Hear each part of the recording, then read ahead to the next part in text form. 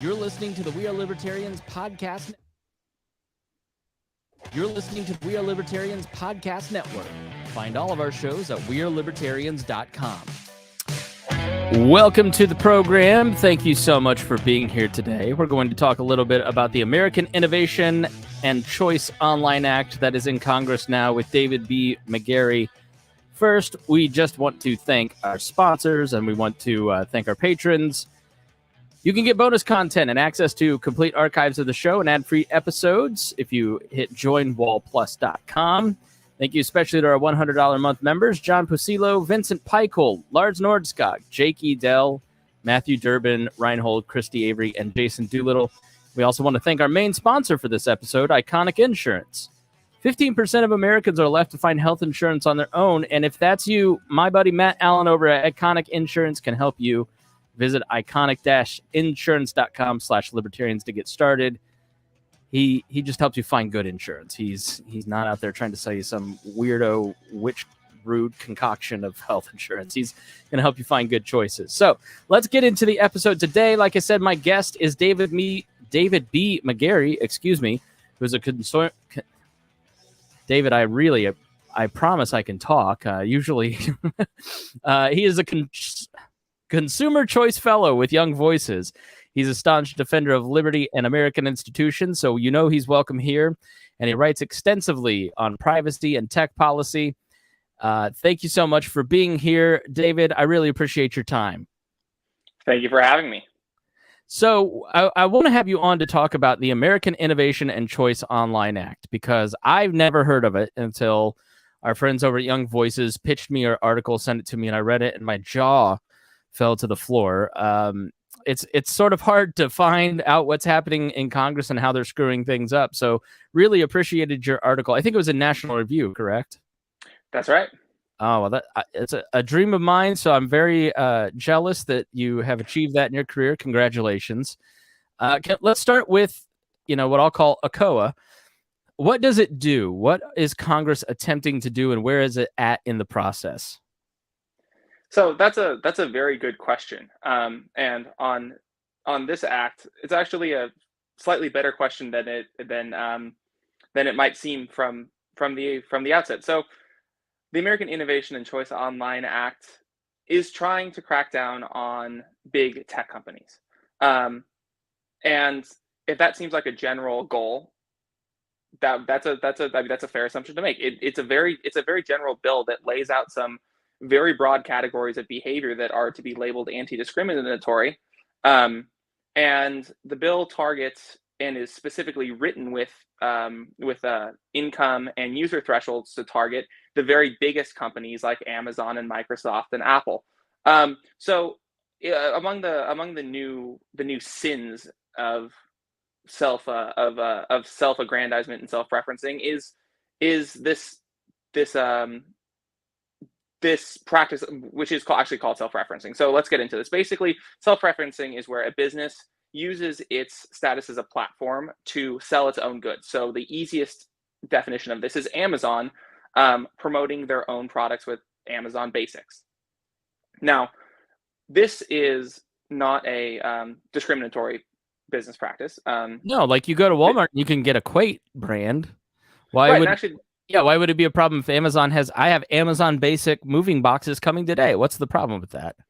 Well, that's kind of the whole point that critics of this bill are talking about, which is that especially in areas like generic drug markets, we like self-referencing. It gives us cheaper products, and it gives us products from a brand that we can trust. If you can just walk into, say, a CVS and you can buy their generic Zyrtec, or you can buy their generic aspirin or Motrin or whatnot, you know that you're getting a good product. You know that you're getting a cheaper product than if you were paying for the name brand. And actually, even though we think of platforms like Amazon, like CVS, like Walmart, like Costco as established actors in their field, they're established as platforms. And by entering into these other markets, such as medications, they serve as disruptors in these fields that they're entering.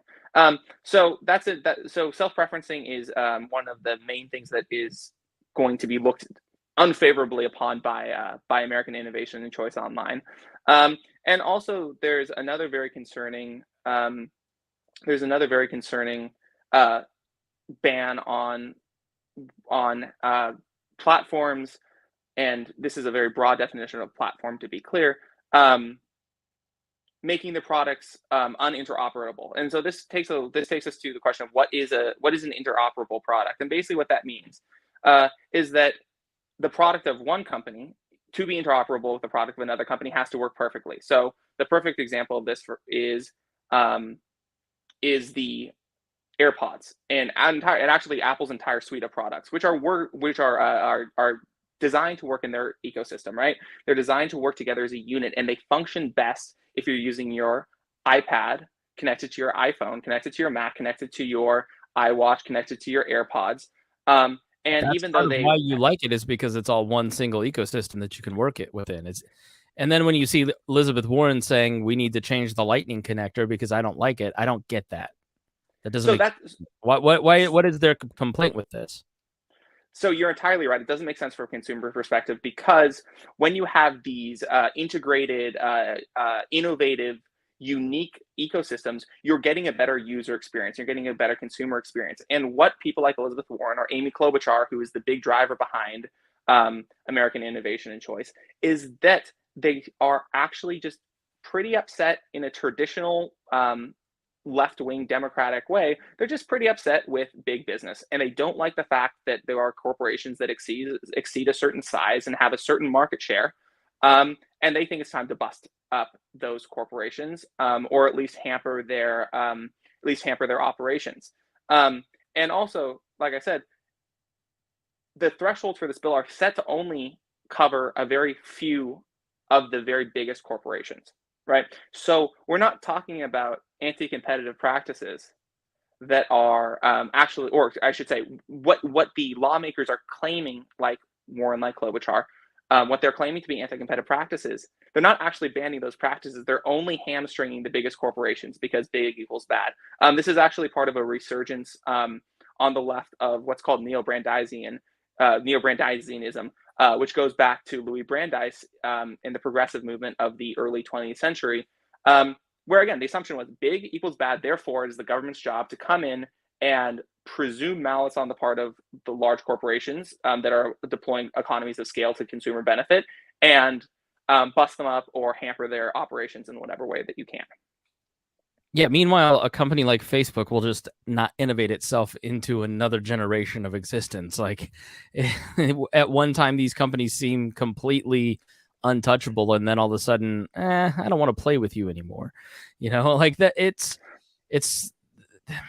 I guess my dad had a friend, and she worked at a cannery in Lebanon, Indiana, and they canned green beans, and it was the same green beans. It was the same aluminum tin, but it was a bunch of different labels, from everything from Walmart to Aldi to, your name brand green beans. A lot of these generics that they're selling, those are companies that are like, it's not like Amazon owns a box factory and is sending me these bankers boxes to put my books in. They're just putting their name on it, correct? So why would they want to put those third-party vendors out of business? Or have they not thought that through because they're so uneducated about how industry works? Yeah, I mean, I think you hit the nail on the head. There's a lot of online regulations that are being proposed right now, both at the federal level and at the state level, that only make sense to people who haven't done their homework. It's a sort of cavalier gallivanting into not only a whole new market, because the internet is comprised of just numerous markets, and it's always changing, it's always shifting, it's always morphing into something that's just a little bit different. And these legislators, and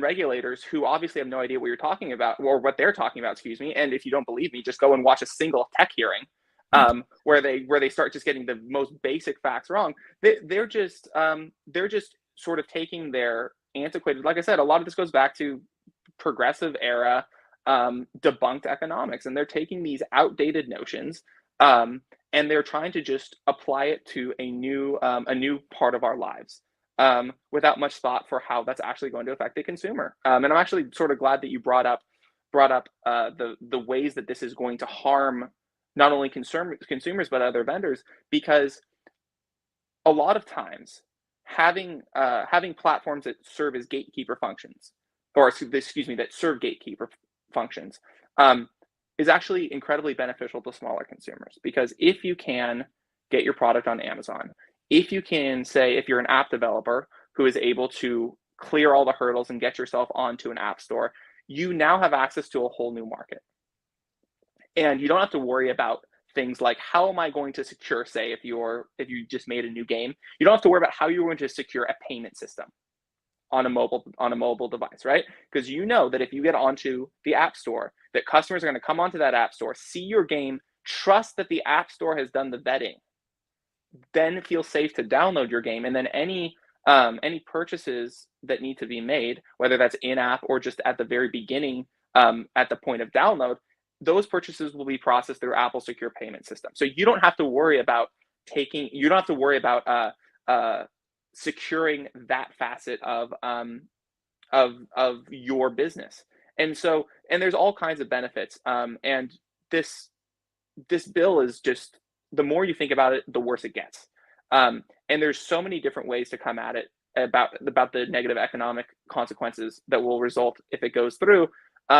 It just brought everyone out of the woodwork. It even brought Art Laffer out of retirement to do some work on this, just to show how just incredibly foolish this is, for consumers, how it won't actually accomplish the goals that it's trying to accomplish, and it's just going to make America less innovative, less dynamic, and in a time of inflation and, shall we say, unsure and unstable economics in this country, it's just going to add more prices to consumers, and it's just, honestly, at the end of the day, going to make the country and the economy worse for everyone, except for the legislators or the legislators who are going to be able to campaign on this.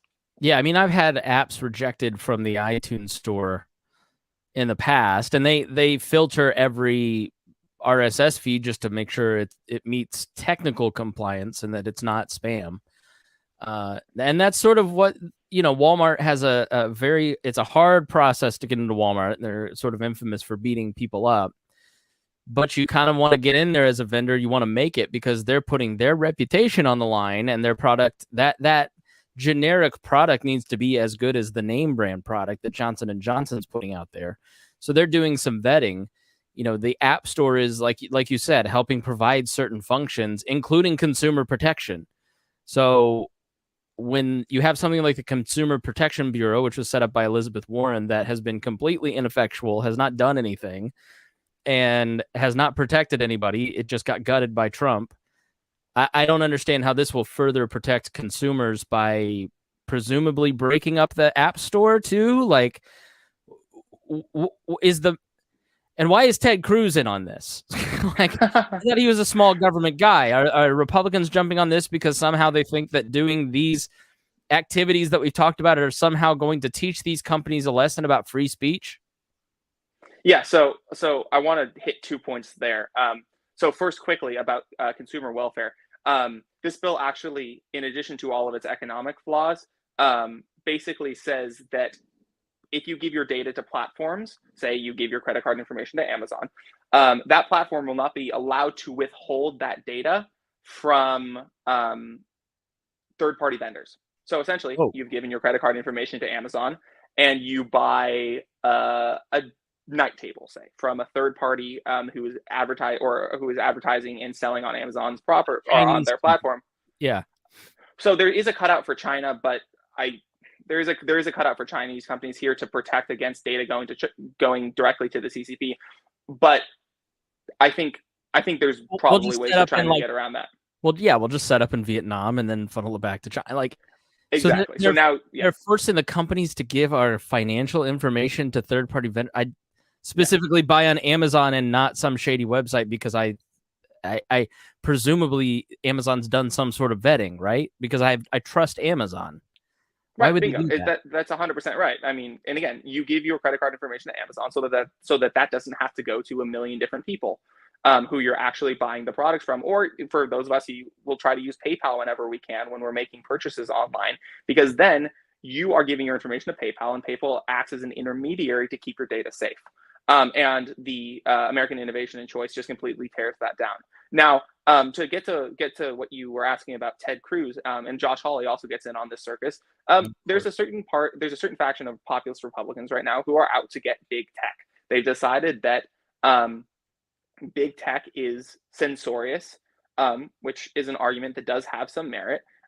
They've decided that big tech is radically left wing, which again is an argument that has some merit. And I suspect I would have some disagreements with Cruz and Hawley as to the extent of it, because I think they get pretty extreme on these things. But regardless, both of those senators have been more or less explicit that this is just the best weapon that they have right now.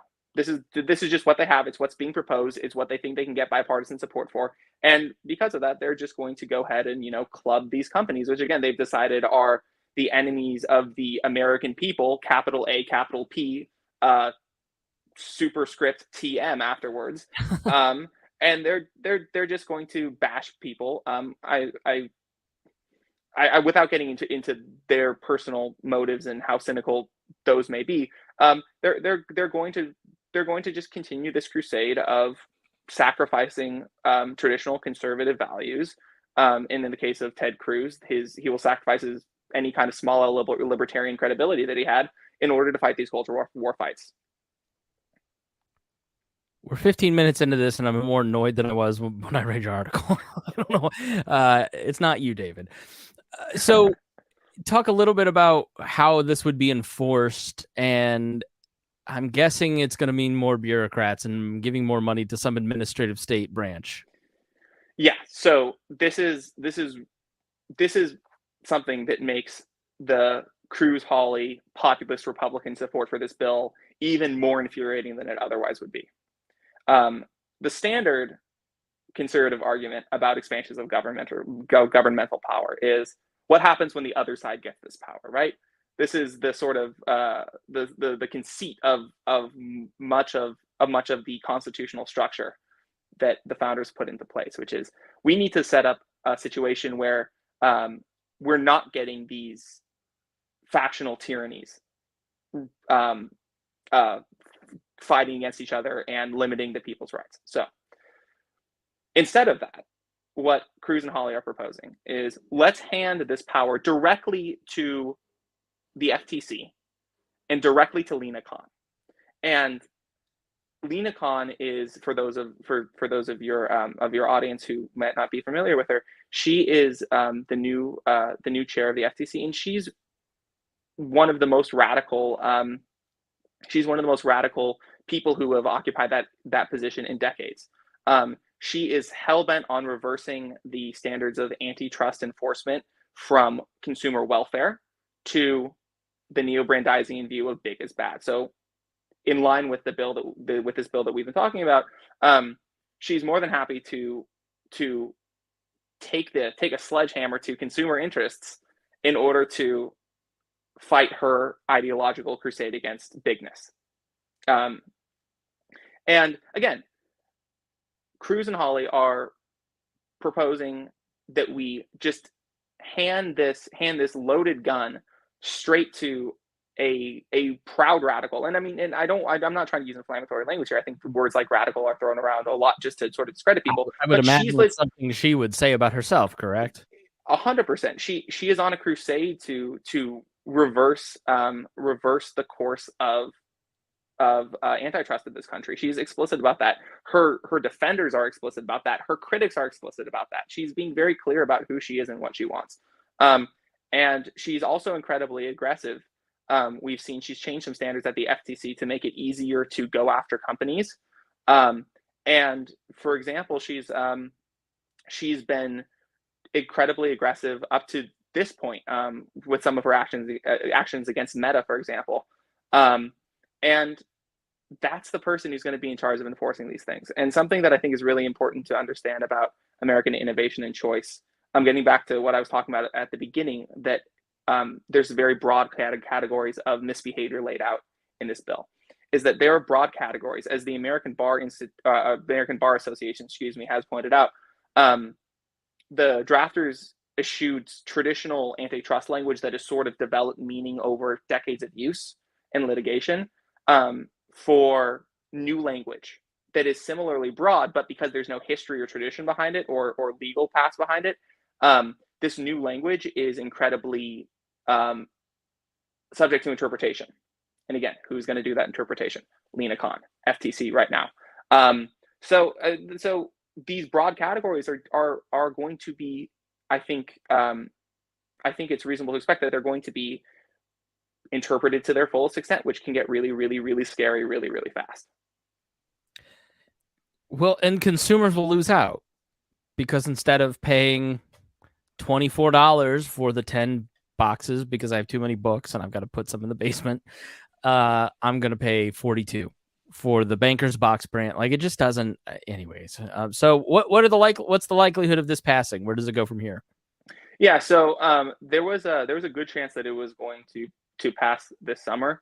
It came out of the Judiciary Committee at the beginning of the year. It looks like through the August recess, it's on hold. It may come back up in the fall. Like I said, there was a real outpouring of sort of confusion and disgust and criticism that really ramped up over the late spring and early summer, which was really good to see, because it shows that there's a lot of people who are paying attention to this. And so, at least for the next couple months, this has been tabled.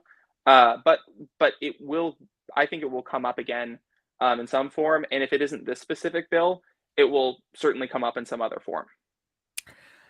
All right, David B. McGarry, shameless self-promotion time. Where can people follow you, and what would you like them to do when they get there?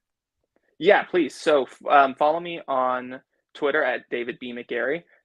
You'll find pretty much everything that I do, and if it's podcasts or other media hits, or if it's my writing, I'll post it there. And also some hot takes as well, eventually, which I like to think my takes are not only hot, but they're also, shall we say, they're also meaningful. So I try to find that balance. An informative hot take on consumer protection. Give me that web address again. I'm on my way. Yes. So twitter.com/David B. McGarry, I believe, is how you find me. And then also you can find a slightly more thoughtful, slightly longer form series of posts from me on my Substack, which is called The Thoughtful Spot. And I hope everyone checks that out as well. Awesome. It was great to have you on the program. Really enjoyed talking to you. Thanks for being here. Thank you so much. I had a total blast. Thanks for listening to the Chris Spangle Show. If you learned something, please share this with your friends and just say, hey, listen to this. You're going to learn something. We really do appreciate your time, and we will see you again soon.